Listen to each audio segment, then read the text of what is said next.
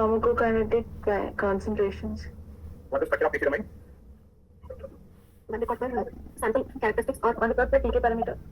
PC structure, one record per sample characteristic or Time time point point concentration per reference time point or analyte per subject. or analyte per subject. What is the structure of the PP? One record per pharmacokinetic parameter per time point concentration or subject. One record per pharmacokinetic parameter per time point Per subject. What kind of test series you can find in PC? Drug A, drug B. Metabolite, drug A, drug B, and later such kind of test series. What kind of test series you can find in PP?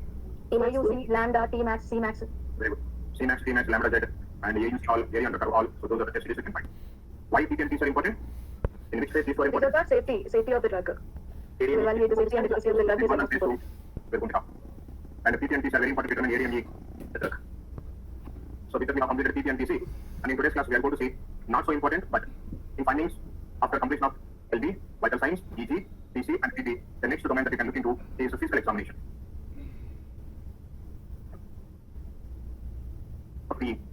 During the clinical trial, the subject is going to be examined by the investigator in each and every visit. If you did find any abnormalities, only abnormalities, we are going to take that information, we are going to capture that abnormalities information onto the CRF sheet. Whatever information that you collected on the CRF sheet, now we are going to put down that information in a domain called PE. What kind of physical examination? We do skin, ENT, cardio, such kind of work. Eye, nose, tongue, mouth, such kind of whatever the physical examination information. If you find any abnormalities, we are going to collect all the abnormalities into a data set. Sorry, abnormalities to the CRF sheet. Now we are going to capture that information into a domain called PE. And this comes under findings class.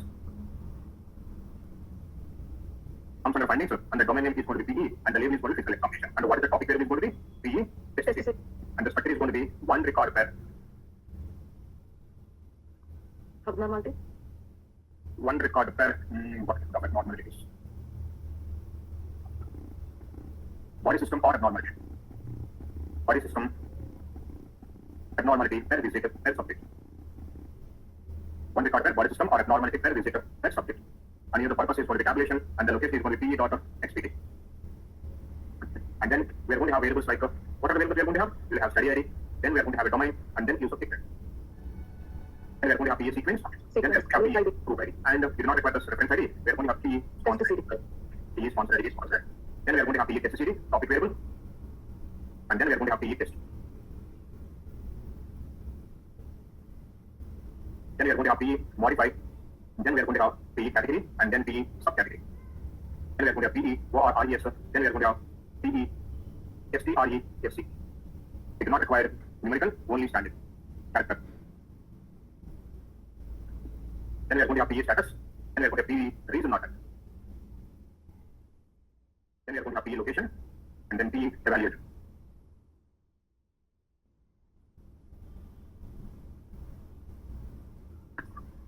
And then we are going to have PE method. X-ray or MRI scan, whatever the method that we use, we are going to have the method.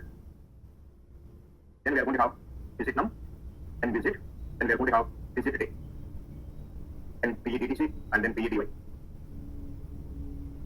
Yesterday in one of the interview, tell me how we calculate DY variable. How we calculate DY variable? NEDTC minus RF STDTC. If NEDTC greater than RF STDTC, then NEDTC minus RF STDTC plus 1. If it is less than NEDTC minus RF STDTC. Why we should add plus 1? We should not have null value in the DY.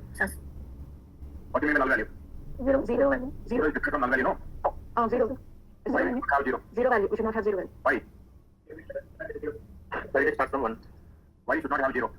According to SAS, we should not have 0 as a 1. Study day starts from 1. No, 0 will not be there, sir. Any treatment or any event occurs, it will be first day, sir. Why? Why no 0? No 0 means there should not be 0, because if anything occurs, that will be the first day. It should not be 0 day. Why should not be 0? Occurrence will be the first day only, no sir. How could it be 0?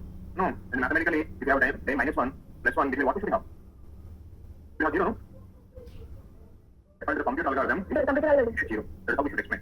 This is the question they asked yesterday. Why you should add plus 1 when you have a greater than or equal? According to not only according to the computer algorithm, we should not have a study at 0. That's why if it is equal to or greater than, we are going to add plus 1. If it is less than, we don't add anything. Understand this one? According to the computer algorithm, we should not have a study at 0. That's how we should explain. By the way, these are the variables that we are going to have in physical examination. Study ID, the domain, use subject ID, sequence, group ID, sponsor ID, test CD, and the test we are going to have modified, and then we are going to have one more variable, PE, POD, SOS, body system, category, subcategory. Then we are going to have WRIS, U also we are going to have, and then we are going to have STRESC, then we are going to have status, reason not done, location, evaluator, method, visit num, visit day, and PE DTC, and PE DY. data collection of physical examination, study of collection data. So these are the value variables that we are going to have. We don't have anything extra variables, so we are going to have the same variables just like other findings class. But remember one thing, you should understand the structure and you should know what kind of data that you are going to keep in physical examination. Unfortunately, we do not have the data for that one, so I'm going to show you an example which has given in the HDMIT guidance. Here we have an example. Can you see? Here we have the study ID ABC, domain PE, and we have use subject area and then sequence. Sequence we have 213. What do you mean the 1 to 13? All these observations belongs to the same subject. Okay, and here we have a sponsor ID. That's depends on the sponsor. We don't care about. Now do we have a test sheet? So can you see what kind of test we have? Head, and we have respiration, ENT, skin, and this cardiovascular, endoscopic, such kind of neck to cardio, and these are the things that we are going to have. And we have a test category and subcategory, location and body system, and then we have a PE what are used. And then after test RSC, status, reason not done, and then we have a timing variables. Understand this one? So this is the data that is how we are going to have. Clear everybody? And the next important domain that we are going to have with this question is, if you want to try to find out the well-being of the subject, or if you want to find out it is in a psychiatric or behavioral study, just imagine it is a psychiatric, it's in a pain relief study, pain. Are we going to have any test for pain? I want to measure how much pain that we have. Am I going to have any test to measure the pain? No. Until unless you have tell me that how much pain that we have, I'm not going to have any such test for pain to measure the severity of the pain and the level of the pain. Understand? You're not getting the sleep. Do you have any test that how much sleep that you're getting, how much sleep that you're not getting? Maybe you have the reason for sleep, why you're not getting, you may have test for that one, but on a scale of 1 to 10, how deep sleep, how sound sleep that you're having, if you want to try to find out, am I going to have any test for that one? No. So there are going to be certain studies where we cannot measure by conducting, by taking the sample and running the sample for any test. Those information I can get it only first hand by taking the opinion of the subject. In such scenarios, we are going to collect this question data. We are going to have a set of questions, and we are going to ask the question to the subject. The subject is going to give his opinion. Now we are going to collect on a scale of 1 to 5, how much pain that you are getting. What is the rating that you can give that pain? He is going to say 1, 2, 3, or 4, and 5. On a scale of 1 to 5, how much what is the rating that you can give by sleep early morning? On a scale of 1 to 5, what is the suicidal tendency? How much hunger you are feeling? So we are going to collect the information directly from the subject by conducting a survey. When you're conducting such surveys, we collect all that information into a data set called QS. QS stands for questionnaire. And yes, we have developed a certain standard questionnaires. Through the questionnaires, we are going to try to collect the data from the subject. And to collect that information, now we have QS data set. What is the structure of this data set? The structure is going to be one record per questionnaire, per question, per time point, per visited subject. So for example, from one subject in one visit, I collected the same information. I asked the same question morning, afternoon, and in the night time. Since I asked the same question in one visit at 3 different time points, I'm going to collect all the 3 answers. How much pain that he is getting in the morning, 8 o'clock, I asked the question. What is the pain he is getting? I asked the same question afternoon and night after. So in one visit, I asked the same question at 3 different time points, so I'm going to collect all the 3 answers. So that's a one record per questionnaire, per question, per time point, per visit, per subject. Okay, what kind of variable we are going to have here? Here we are going to have a study ID, then we'll have a domain, use subject ID, and then we are going to have a use sequence. It is a subject got multiple observations, so we should give a unique integer value for all observations which comes under one subject to maintain the uniqueness of all observations of one subject. Then we are going to have a group ID and then the sponsor ID. And then we are going to have a test series, what kind of questionnaire that we have given, and what kind of question it is, we are going to have QS test series, and then we are going to have a QS test. And then we have a later category and subcategory. So for example, if the category area is COG, this is Alzheimer's disease assessment, survey or scale or something, and then I have a MDS, UPDRS, these are the questionnaires. So now in the question, if I have 10 questions, so test series is going to be area COG 1, area COG 2, like that one. Now category is going to be area COG, Alzheimer's disease assessment scale. And then we are going to have subcategory. In the subcategory, if you take a mental health or depression or sleep disorder, such kind of values we are going to have subcategory. And then we are going to have what are on a scale of 1 to 5, what is the value? Then we are going to have units, then we are going to have standard results character, then we are going to have standard results numerical, and then the standard units. And when you are going to populate status and reason not done, right? If you are missing value in the word area, so then status is going to be ND, and then we are going to have reason not done here. And then which observation that you take here at baseline? DLFL is yes, DLFL, but it's not taking anyone. If I'm taking the average of the pre-treatment, DLFL is equal to Y. Then who is the evaluator? We are going to have QS eval. Then we are going to have timing variables during which visit number we collected this information. Then we are going to have visit day. And the date of collection, study of the collection. And then we have a protocol, because I told you there is a chance of collecting the same question at different time intervals, time points in the same visit. And in the scenario, we are going to have 5 protocol plan timing variables: TPT, TPT num, ELTM, TPT reference, RFKDC, and evaluation interval. Okay, and these are the questions that we are going to have. But one thing you should understand, if you keep your questionnaire in your resume, then this is the question that we are going to get. What kind of survey questions that we have seen in our questionnaire data, in our study? We are going to have questions like this one: ADA, COG, PPI short form, and C-SSRS baseline. These are the sum of the questionnaires, standard questionnaires that we have. For a period of time, we have developed, all the psychiatrists developed certain standard forms. So these are the standard questionnaires that we have. The first one is the ADA, as I said, Alzheimer's disease assessment scale.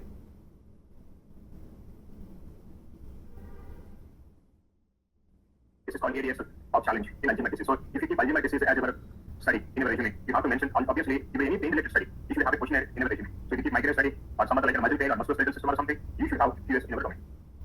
Understand this one? So in that question, we are going to have a few questions, and you should understand what kind of question that you are going to have. Okay? And sometimes we are going to have PPI short form. This is one of the survey. And if you have a PPI short form, and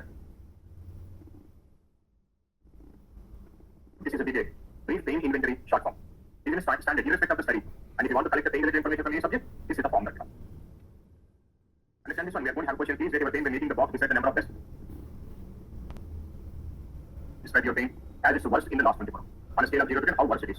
No pain, 0, and the pain as bad as you can imagine. So that is 10. On a scale of 0 to 10, now tell me how worst it is. Please rate your pain when meeting the box beside the number that describes your pain at least in the last 24 hours. No pain, pain as bad as you can imagine. And then this is the question, that standard question that we have, and this is the DPI short form. So you need to answer this question. Now we are going to collect this information. Whatever the answer that you are, this is going to come under SSCD, and these are going to come under ORIS. Then I'm going to mention the STRS and STRS also. And we are going to have one more, which is called, for example, see SSRS baseline, suicidal tendency. Now that this is how we are going to have it. Columbia Suicidal Severity Rating Scale, see SSR. So this is also a standard questionnaire. We are going to have a questionnaire here. And which to did yes or no, and a non-specific active suicidal thoughts. You don't know why you are getting the suicidal thoughts, but you are getting an active suicidal identification with any methods, and then what kind of method you want to use in suicide. So if this is not relevant now, I should not ask all these questions. So, but this is how we are going to have a questionnaire to understand the suicidal tendency of the subject. People sometimes they go to the depression, and if you have any behavioral study, this is the question that we are going to use. So I strongly recommend you, if you want to keep a questionnaire in your resume, you should understand what kind of questionnaires that we get. Okay? Keep a short form C, SSRS, and then here we have one more, which is Alzheimer's disease. If you are keeping Alzheimer's as in our study, you should keep this one also. And we have one more thing, Hamilton and the depression rating scale, HDRS, and here also we have a depression method, depression mood, guilt feeling, suicidal tendency, insomnia, so that you are not getting proper sleep, and we need to cut all this information. Understand this one, everybody? So questionnaire is one of the very difficult domains in HDM.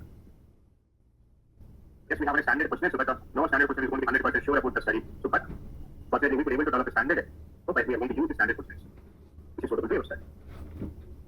Clear, everybody? Now, once you're done with the questionnaire domain, the next important domain that you can look into that is subjective characteristics. What is the A color, I color, subjects to marital status, subjects like, country of origin, such kind of information we are going to collect into a domain called subject characteristics. Okay? Now, the structure of the subject characteristics is one record per characteristic and subject. What kind of variable we are going to have? Study ID, domain, use object ID. We are going to have a sequence. Then group ID, sponsor ID. Then we are going to have a test series, the topic variable. Then we are going to have a test. Then we are going to have category and subcategory. Then we have ORIF, standard, original results, units, standard results, character and standard results, numerical and units. Then we are going to have status and reason attend. Then we have data collection and the study of the collection. Okay. Now, so this is the data that we are going to have. So for example, I have a use object ID 001. He has got two observations. One is the test CD, national origin. So it belongs to which country? What is the birthplace, birth country? And here we have United States. ORIS this one and standard results, character PSC. And then we have a marital status. What does that mean? He is a divorced person. Now we have it. And the second subject is a Canadian, is a married. Third subject is yes, never married. And fourth one Japan and widow. So generally, we are going to have national origin, marital status. Sometimes we are going to have eye color, hair color also. Understand this one? This is the data that we are going to have. Clear, everybody? So these are some of the important domains that you can keep in your resume. Now, I'm going to stop here for findings. So, what are all the domains that we have discussed in HDM, and what are the domains that you can keep in your resume? So, in your resume, and you are going to say that I have an hands-on experience in, hands-on experience in HDM, domain mapping. What are the domain mapping that you can do? And then, I can do special purpose. So, what are the special purpose right now that you can do? Yeah. Right now, in the special purpose, you can do the DM domain, and you can do supplementary, isn't it? But you cannot do subject element, subject widget. So, I'm going to tell you maybe next week. Special purpose, I can define what you can do. Interventions. Intervention domain, what you can do? You can do concomitant medication. Now you can do that. These are the important. You don't require substance use and procedures. Events. Okay, and then we have done events. In the events, what you can do? AE. You can do AE, CE, and then you can do the MH, and you can do the most important disposition. These are the four domains. You do not require healthcare encounters. Not so important. And in findings, what you can do now? In findings, the most important thing is LV can do. The next important is vital sign that you can do. And as I said, if you want to keep, you can keep PP, or you can keep PC and P. Okay, these five are enough. I don't ask you to keep questionnaire, subject characters and physical examination. You can interest, you can keep. But before keeping that one, try to understand the topic variable, structure, and what information that you can have in those domains. Now, along with this, what you can do? You have experience in. So, you have a sound knowledge on what? Idioms. Idioms. And different models. Along with that, you have hands-on experience in CRF annotation. And what you can have? Specifications, knowledge. Specification mapping. Important HDM domains. I already said specification, remember? You can do the DM domain, and I told you can do the AE domain, and you can do the UM domain. Please, right? In order to mention, I can do the specification. Clear, everybody? And before that, what you are going to do? You are well aware of ICH guidelines. You can put the series, HDM guidelines, HDM ID guidelines. What is HDM ID guidelines that you know? Step by 2. And 2 version, you are well aware of that HDM. Before that, you know the series guidelines. So HDM ID guidelines, HDM guidelines is the trending.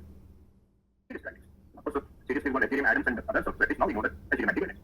And you know the ICH guidelines, and you're also going to tell, I'm well aware of, in FDA CFR Part 11, 21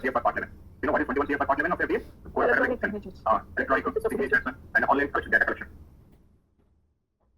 And you are going to tell, I know the clinical research process, and I'm, and the development process, like in phase 1, phase 2, phase 3. Now, you're going to mention what are the base concepts that you know. What are the base concepts that you know?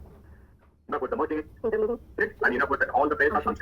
In the functions, what you know character functions, numerical functions, you know the scan function, you know the subscript function, the compress function, you know the function, and so you're going to specify CAT family function, and index family function, and you're going to mention all the functions. And you also know the numerical functions, what numerical function you know about the state function, you know about the function, you know about the round function, and you know about the function, about the deviate function, and you're going to the lag function. And you're going to specify date functions. What are the two important functions you know? INT and X function. INT and X. And along with that, date or time part of other functions. And you know the data type conversion functions. What are the data type conversion functions? You know input function. Input function and put function. And you're good with the return statement, and you're good with the do loops. And the do loops, please mention do while and do until. Definitely you're going to get a question. Do differentiate do while and do until, and they'll ask what is the difference between do while and do until. You know the difference, right? If the condition is if the condition is satisfied, if the condition is true, both the do while and do until will do the same thing. But if the condition is not met, what will happen? Do until will execute the program at least one time, but do while will not execute if the condition is not true. Understand this one, everybody? And apart from other issues and other factors, now you can see we are very good with input statement and input statement. And then coming to the proc step, what you know how to import the data by using a proc import, and you know how to do it with export. And what else you know? And you are good with the import transpose, and you are good with the proc, and you are good with the proc format, and you are good with the proc data sets, and you are good with the proc copy, and you are good with the proc delete. But other process, important procedures. And then proc and proc compare. Yeah, good proc compare is very important, and you know the proc compare procedure. And then coming to the statistical procedures, what are the statistical reporting procedures? You know proc reports, and you know proc reporting, and you know the proc print and proc calculate. Because proc calculate is both reporting and statistical. You're good with the basic statistical procedures. What are the procedures that you know? You know the proc means, and you know the proc summary, and you know the proc frequency, and you know the univariate. Okay, and you're good with the OAS concept. Remember, proc print and proc report, how we did the OAS, and you're good with the output delivery system. And then you're good with the macros, and then you're good with the proc SQL. And in proc SQL, what you know all the select statement classes, you know the joins, and you know about the views, these things. This is how we need to build a resume. So if you keep all this, if you mention all these topics now, today you can apply jobs based on the STDM. You can start applying. If you want to go only with the STDM, now by today evening, you can develop your resume and you can start applying the jobs. With whatever STDM that you learned, only an STDM, you can keep 2.5 to 3 years experience. Only an STDM. But you should be thorough, you should know the programming. Programming means what we have done in the class. Sequencing derivation, VLFL derivation, how to use the return statement, merging, if you know all those concepts that what we have learned in the class. Input and put functions, you are good with input and put functions, date conversions, you know about all those things. And then you can put 2.5 to 3 years experience only in STDM, and you can go for anything. And we have to mention everything. This is the professional summary that what you have learned, and then after that what you are going to do, we are going to specify the project. You should give a project title. Okay, what and all STDM that we have learned is a diabetic project. Now I strongly recommend you, whenever you want to go to the interview, download a protocol, any protocol, okay, and please read the title and you have to by heart, you have to explain the title to the interviewer. And along with the title, understand what is the primary and the secondary objective of the study. There is only one primary objective, and then we are going to have multiple secondary objectives. Please go through the primary and secondary, and then please read the endpoints. If you read the endpoints, if you go with this endpoints, but again, we are going to have primary endpoint and we are going to have a secondary endpoint. Okay. I only recommend you should understand the project title because of the first question that you are going to get in interview. Tell me about yourself. Tell me about yourself. This is the first question that you are going to get. Okay. And you are going to explain yourself, and after that one, then they are going to ask you, tell me what is the current project that you are working on. So you have to explain your protocol. Explain the title, then explain the primary and secondary objectives, and then explain, the endpoints. Understand everybody? I can't tell you how much important that is. You can prepare everything in 1 or 2 days, and you can explain that concept. So this is the diabetes protocol. If you see this protocol, in the first phase of the protocol, this is the title of the project. You have to explain this one. And when they ask you, tell me about your current project, and you should say, I'm working at a phase 2, it's a parallel or a crossover, comparative control, try to evaluate the safety and efficacy of my study drug in the insulin native patients with the type 2 diabetes. And once you explain this title, then they're going to ask you, tell me what is the primary objective of the study. If you go a little bit down, we are going to have, primary and secondary. So here if you go to study design, and here I'm going to have the study design. And you see, this is the objectives and endpoints. Objectives. What is the primary objective? To investigate the efficacy of my drug compared with insulin glucotaking study patients with type 2 diabetes mellitus. This is the primary objective. And these are the secondary. So since it is phase 2, always the primary objective is going to be efficacy, and then the secondary objective is going to be efficacy and good safety. And then we have it. Now I'm asking you, please by heart up to this one. 3 lines of title and these 3 points. If you explain this one in a very casual, confident manner. So first they are going to ask you, tell me about yourself, tell me about your current project, and tell me about your day-to-day activities. Okay, if you explain this one, it is going to take 5 to 6, 7 minutes time. If you create an impression on yourself to the interviewer by explaining this one in a very confident and very casual manner, so there is going to be a good impression. So then from next point onward, it is going to be question to question answer. Like, tell me what are the domains that you have done. You're going to say what are all the domains that you mentioned in your resume. Then they ask you, tell me about the TM domain. Tell me what the difference between RFS and RFS. Now it is going to be question and answer time. You'll get some time so that you can think about it and you can give the answer. But if you want to create a first impression on interviewer, these 3 are very, very important. This is very common. Without these 3 questions, you will not start an interview. So when you're explaining yourself, first you should explain your experience and a fresher, and you should say, I'm working as a SAS programmer in India from last 6 months or 7 months or 10 months. And again, you should compare your educational background. 2022 from JNT University. And again, coming back to the explain your experience. For the last 6 or 8 months, I'm working as an intern at so and so place. This is my internship. I'm working on, I am creating Ethereum data sets. I'm creating Atom data sets and tables and listings. And so far, you can say I'm doing Ethereum mapping. Sometimes I may get involved in CR accreditation and specification. And you should explain that one, and you should stop. Then they will ask you, what is your current project? And you should explain your protocol. And then tell me about your activities. Now, whenever they give their work, my team leader is going to assign the work. So, for example, if you assign the TM data set or any important data set, what do you do? What do you require if they give any task? They're going to provide me the raw data set. They're going to provide raw data set. They're going to provide they're going to provide ACRF shader. Okay, they're going to give ACRF shader. They're going to give the control technology. And if you have any reference map code, they're going to give you the reference code and other important documents like protocol and company SOPs. And then by reading the protocol, by reading understanding the specification, by using the reference code, according to the Ethereum ID guidelines, so what I will do, I'm going to create final output data sets. Once I create data set, I'll submit these data sets for validation. Now, validator is going to validate it. If I find any issues, he's going to let me know. And based on that, I'm going to recheck my code, read on the code, and again, I'll submit the data set for validation. If it is passed with validation, now they're going to leave me from this work. They're going to give me the next. This is what you're going to do with day-to-day activities. Understand this one? And then the English is going to be question and answer type. Technical. Please explain that. Clear, everybody? So with what and all the knowledge that we have right now, with this knowledge, you can go with the 2.5 to 3 years only on SDTM. If you prepare values properly, if you prepare the topic variable structure, what kind of data you can put more and more experience. Clear, everybody? Understand this one? So, I'm going to start in Ethereum. I didn't explain subject elements, subject images, and I didn't explain relevant data set, and I didn't explain define.xml and validation. I'm going to explain define.xml and validation together once for Ethereum and Atom together. Meanwhile, I'm going to explain these 3 important topics. From tomorrow onwards, I'm going to start with the atoms. Okay, so what about TU domain? TU? Yes, it's oncology domain. Yes, I will take oncology separately if you're interested, because if I start taking oncology classes also, it is going to be very lengthy. So, because some students are like, they want to finish it early, I can take it as a separate. TU, you can RS, and I can take it outside to cancer as an oncology study. Based on that, I can take. So, okay. If you're interested, I can take on weekends or some other time. Okay, thank you. So, now from tomorrow onwards,